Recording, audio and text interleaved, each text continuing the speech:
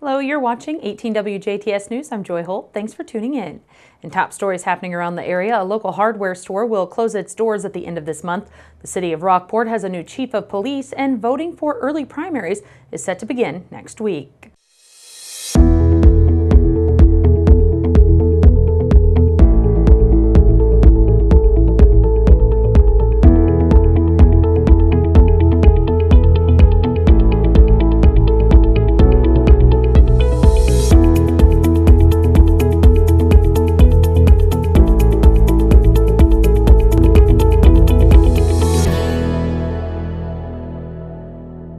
In our first story, a local hardware store will close its doors this month after 4 decades of business in the community of Ferdinand. Muller True Value Hardware in Ferdinand announced that it would be permanently closing its store along Main Street at the end of April. 4 generations of the Muller family have led the company through its successful years of serving the community. Muller True Value Hardware has been the destination hardware store in the town of Ferdinand for the past 45 years. In a statement released to local media, Deanne Muller, owner and president of the store, said that the family is extremely proud of what they have accomplished over the years. She continued by saying that they could not be more thankful to those who believed in the store and trusted their family throughout the years. The closing comes after what Muller stated was unexpected difficulties within the company, alluding to issues with their aging computer systems that caused unforeseen inventory issues. She continued to elaborate that even with several investments to resolve said issues, they were not able to overcome the overwhelming deficits created. Muller went on to commend past and present employees by saying that the past 45 years of business could not have been accomplished without them, and that they will forever have her family's thanks and support. The latest list provided by the Dubois County Highway Department this week shows the number of roads currently closed across the county due to recent rains now stands at 15. The Dubois County Highway Department was out this morning evaluating roads that were affected by rising water from last night's rain. This morning, Division Road had water to the middle line and was down to 1 lane. The Highway Department said that they did not receive any phone calls following last night's storms of downed trees or washed away roadways, but worked this morning to confirm that all county roads were safe for travel. Nearly 6 3/4 inches of rain has been recorded in parts of the county in the last 2 weeks, with just over ½ an inch last night. The Indiana Department of Transportation has posted a list of closed roads in the southwest portion of the state affecting counties Daviess, Martin, Dubois, Spencer, Perry, and Pike.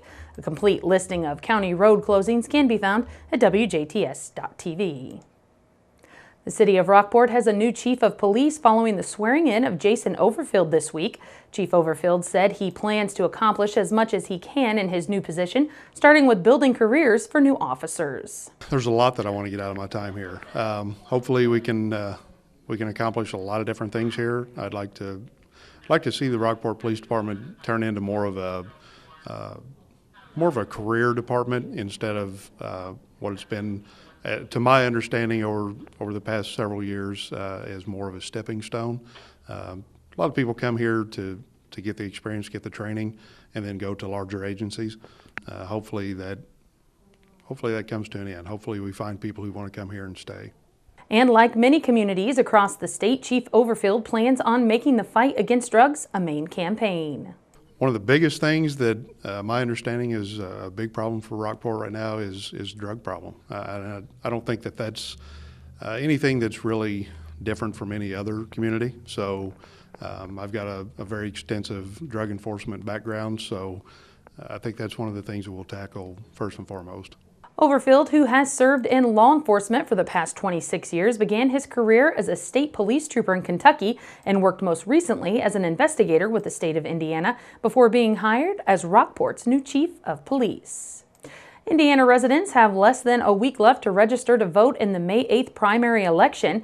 April 9th is the registration deadline. Dubois County residents who previously registered to vote are encouraged to verify that their registration remains active and that the personal information in their voter record is correct. Registration can be completed or verified online at indianavoters.com or by texting Indiana to 28683 if voters have a driver's license or a state identification card. County residents who have questions about their registration can call the clerk's office at 812-481-7035. May's primary will determine which candidates' names appear on Indiana's ballot for the November 6th general election. The Dubois County Clerk's Office held a public test of the Microvote Infinity voting machines Tuesday morning to confirm that all machines here in the county are working properly. Dubois County Clerk Bridget Jarboe explains.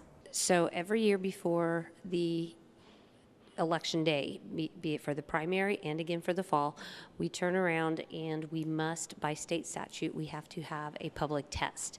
We have to pull at least 3 of our voting machines into an open area, invite the public, and let them know that we are testing the machines to show that any candidate on the machine will get a ballot, a vote can be cast for them for the fall. The test conducted by the members of the Dubois County Election Board tested 3 randomly picked voting electronic panels out of the 96 machines the county uses to tally votes to ensure that every candidate receives votes correctly. A sample absentee ballot card was also tested to assure that every candidate on the ballot receives votes. If voters can't make it to a polling station, that's not a problem. The clerk's office has a bipartisan travel board that will come to you, and if you think you will help someone vote, you should probably think twice. Then we have a team that can go out for someone who has a hard time with that. So if someone is a little unsteady and they need help with their ballot, the travel board is the team that should go out. It's a bipartisan team, so it's made up of 1 Republican and 1 Democrat. They do come to the home, but they don't actually help you vote on the opti card. We take a panel, so we ask that we be able to plug our panel in, and they will help you cast your vote if you need help. This way you can push a button, and sometimes that's much easier than coloring in the little circle. It is actually a level 6 felony if you mark someone else's ballot, whether they are because if they are incapable of marking a ballot, law says they should ask for the travel board. After certifying that everything worked properly, machines were reset to 0, sealed and locked away until they are needed on primary election day, May 8th. Dubois County residents can begin voting early in person next week on April 10th at the courthouse annex located across the street from the courthouse on the east side. The annex will be open for early voting on April 10th through May 7th on Monday, Tuesday, Thursday, and Fridays from 8 a.m. till 4 p.m. and Wednesdays from 8 a.m. till 6 p.m. Satellite voting stations will be available on 2 Saturdays, April 28th and May 5th before the May 8th primaries in Jasper, Huntingburg, Ferdinand, and Dubois. Those locations at the Huntingburg Event Center, Ferdinand and Dubois Libraries, and Jasper Fire Station will be open from 8 a.m. until noon. The clerk's office says that absentee or early voting is open to any registered voter in Dubois County and that residents partaking in early voting can vote at any location prior to Election Day. A 2-month-old child is in the care of County Child Services following the arrest of a Jasper man and Holland woman this morning after police received a complaint from employees at a local retailer that led to the discovery of methamphetamines. 27-year-old Audrey Fleck of Holland was arrested early this morning following an incident at the Jasper Walmart when employees said Fleck was acting erratically inside the store and at one point asked store personnel to hold her infant while she went outside to her vehicle. Police reported that when they arrived, Fleck appeared to be under the influence of narcotics and was at the store with a man identified as 54-year-old Charles Morrison of Jasper. Initially, police determined that Morrison was not part of the original complaint, but after a brief investigation of Fleck's vehicle, to which she had drove there with Morrison in, police found approximately a gram of methamphetamine. Morris was then arrested along with Fleck.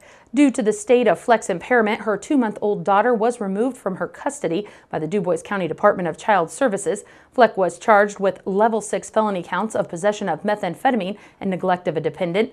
Morrison is facing a charge of possession of methamphetamine. A Martin County woman has pleaded guilty in connection with an accident in February of last year that resulted in a death. 40-year-old Heather Christmas of Lagodi pleaded guilty Tuesday to operating a vehicle with a blood alcohol content of 0.15 or more and causing death. On the evening of February 17th of last year, police were called to County Road 1200 East south of 500 North at West Boggs Lake.